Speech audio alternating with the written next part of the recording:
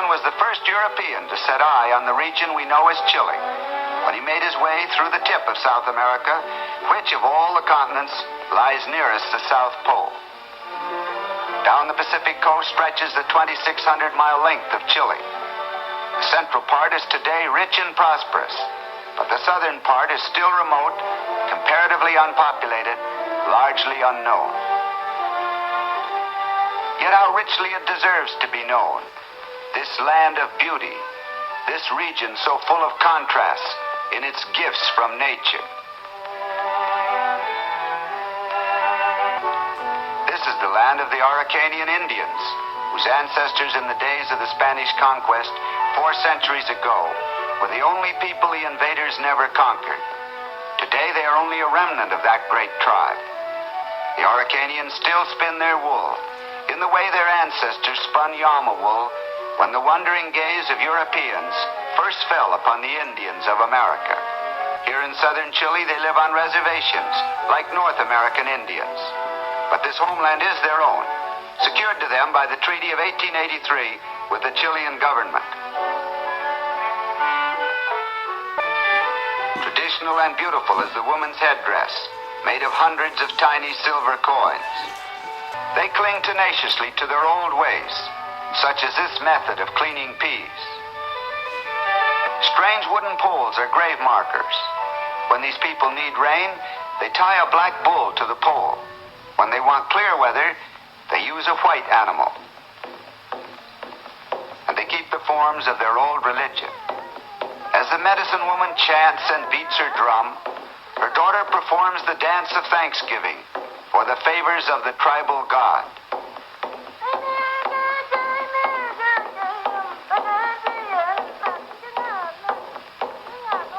More than 70% of Chile is mountainous. Some of these mountains are volcanoes, which may become active at any time. Hot ashes from the volcanoes sometimes cause damage to South Chile's forests, though much of the timberland is beyond reach of volcanic action.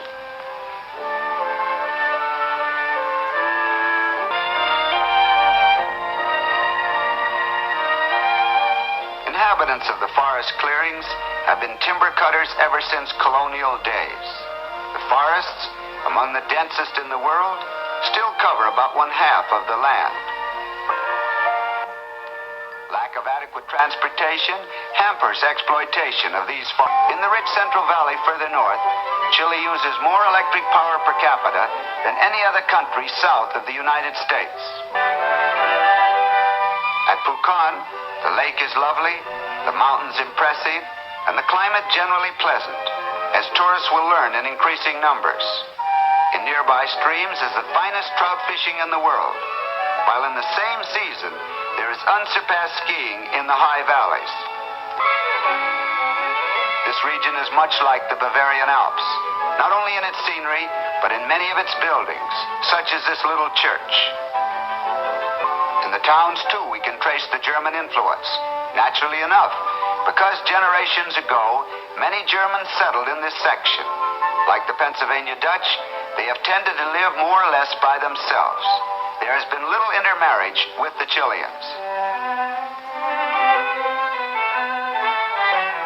They brought from Germany their commercial ability as well as architectural ideas. The Germans here are only one example of a striking fact about Chile, namely the influx of many different races. There are, for instance, many British and Basques, Irish and Yugoslavs. The port of Castro is on the island of Chiloé, where the real South Chile begins. Charles Darwin, who was here in 1834 on the famous voyage of the Beagle, made this statement: Chiloé is an island of little sunshine and much rain, where the people live mostly on potatoes, pigs, and fish. Sunny days are rare in a land that is drenched with 100 inches of rain each year. The men of this island have become the sturdiest of all South American sailors. They have furnished a large number of those who man not only Chile's merchant ships, but also her naval vessels. They are descendants of the unconquerable Araucanian Indians and the adventurous and hardy Spaniards who came to Chile centuries ago.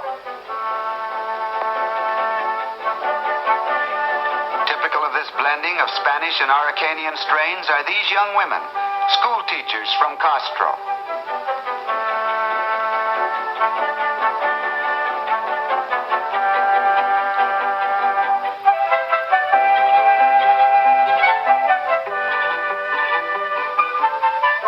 Bound south by ship, touching the island of Chiloé at its port of Castro, and then over the rest of an amazing 1,000-mile voyage, by open sea when weather permits, by the inland passage when the weather is bad. The destination is Punta Arenas, southernmost city in the world. On this voyage, the ship has made its way through a truly forbidding part of this world of ours. The channel, only a mile or so wide, is hemmed in by massive headlands laden with wild forests. Beyond the shores lie vast areas still unexplored. There is constant mist and rain to the amount of 200 inches per year. As we approach the Strait of Magellan, the coast becomes a labyrinth of narrow channels and countless islands. The resemblance to the fjords of Norway is very striking. Great glaciers, formed in deep Andean troughs, come down to a coast continuously lashed by rain and high winds. Back of these glaciers lies an extraordinary ice field, 200 miles long, largely unexplored. Yes, at journey's end, at the town of Punta Arenas, the world again takes on its accustomed look. After the long journey from the north, much of it through uninhabited regions, here is a busy and attractive little port of 25,000 inhabitants. Most of the men among the passengers are coming down for the annual shearing in the nearby sheep country.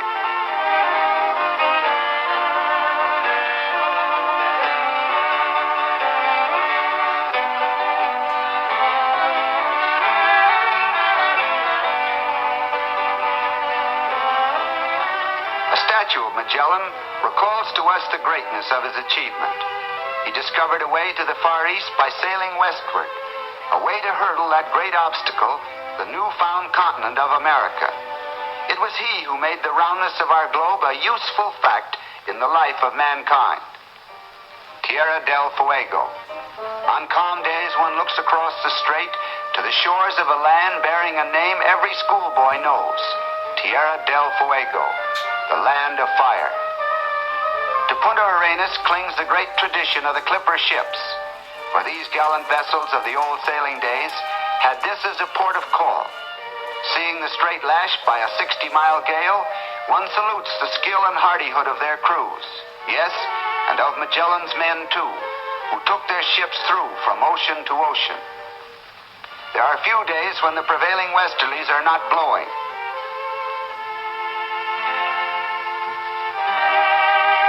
The grasslands withstand the stiff breezes well enough, but the trees have a hard time of it. We are in Chilean Patagonia now, and unlike the flatlands of Tierra del Fuego and of Argentina just to the north, this area is in some parts wooded and hilly, even mountainous. But trees exposed to the winds become weirdly deformed and denuded.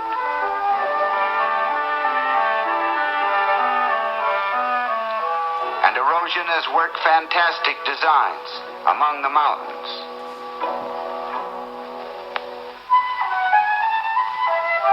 The sheep-raising area, appearing now in white, includes the flatlands of Chile reaching to the Atlantic on both sides of the Strait of Magellan, and a large part of the Patagonian plain of Argentina. Strangely enough, the great value of this region for sheep-raising was not realized until about 1877, when enterprising newcomers from England and Scotland started it all.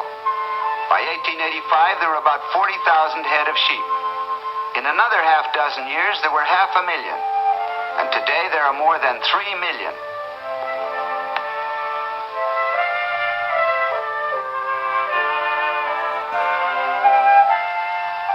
The pasturage is excellent because rainfall is ample but not excessive, and because after the rain, strong winds dry the grazing lands. Prevailing temperatures favor the growth of the wool.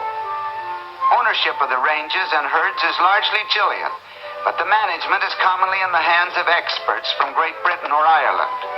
Altogether, this is a sheep-raiser's paradise, much like North Scotland or the Hebrides. It's pretty nice for the sheep, too. Of Of course, they don't know that each year about 1 million of them go to market to be turned into choice mutton.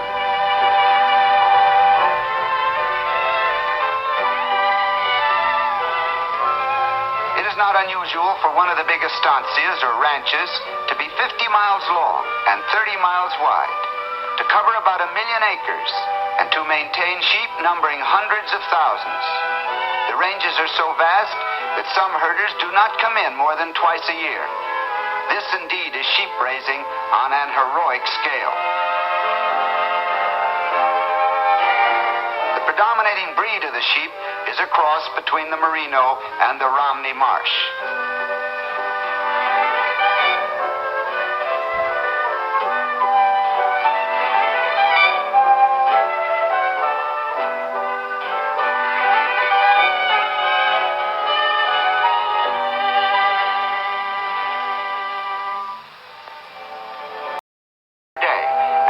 Expert doing nearly twice that number.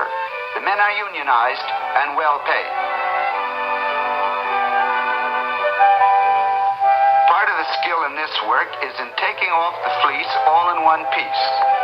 For shearing on this scale, electric machinery is needed.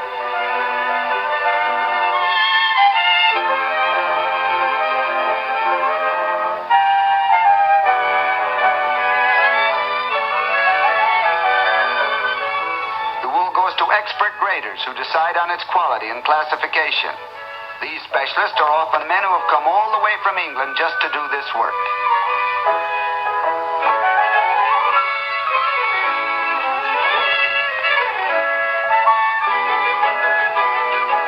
Then the wool is baled.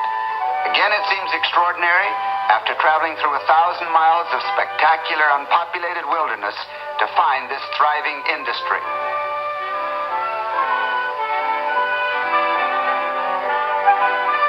Results of the unionization of these men is that the employer is required to provide 3 or 4 pounds of fresh meat every day for each man. So the sheep shearer is not only paid well, he eats well. On the other hand, he is not employed by the year. And it must be said that if any of these men happens to detest mutton stew, he has made an unfortunate choice of a profession.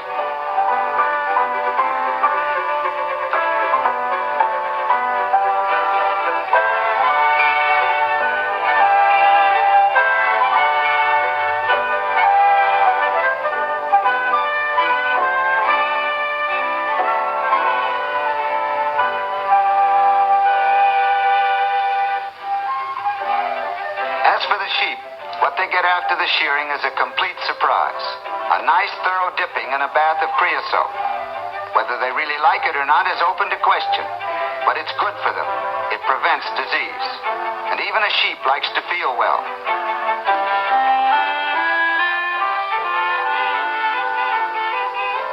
Soon the sheep will go out again for another year on the range, while their recent coats of fleecy wool, now carefully baled, start the journey to the docks at Punta Arenas, and from there to countless spindles and looms in distant lands. South Chile remains one of the world's few frontiers. In all of this region, from Chiloé to Cape Horn, live only 1% of Chile's population. And yet how richly rewarding to the observer who seeks the uncommon in what the world has to offer. And who knows? Someday all of this may become a great vacation center, the Switzerland of the Western Hemisphere. In the meantime, South Chile has not quite its counterpart anywhere on the globe. It is fascinating in its strangeness, in the aloofness of much of it to man, in its mysteries and in its unsolved problems. Fascinating, too, in its sheer, stark beauty.